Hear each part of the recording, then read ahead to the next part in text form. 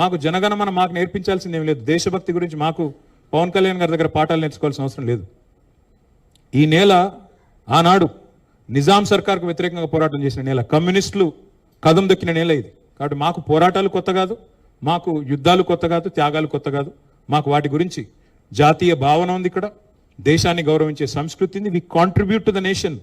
We are less than 3% of India, but we contribute 5% of India's GDP. So we don't need any kind of moral lectures are moral policing from. వారు ఆంధ్రప్రదేశ్ ఉప ముఖ్యమంత్రిగా వారిని గౌరవిస్తాం. వారిని ఆంధ్రప్రదేశ్ ఉప ముఖ్యమంత్రిగా డెఫినెట్గా గౌరవిస్తాం. ఒక కళాకారుడిగా, ఒక నటుడిగా అభిమానిస్తాం. ఒక సోదరుడిగా ఇంటికి వస్తే బిర్యానీ పెడతా, హైదరాబాద్ బిర్యానీ పెడతాం. కానీ వచ్చి మా సెక్రటేరియట్లో కూర్చొని పెత్తనం చేస్తాము మా రాజకీయాల్లో. మరి ఇంకా మొన్ననే కదా వేరుపడ్డాం, ఇంత కష్టపడి 60 ఏళ్ళు పోరాటం చేసి మొన్న వేరుపడ్డాం 2014లో.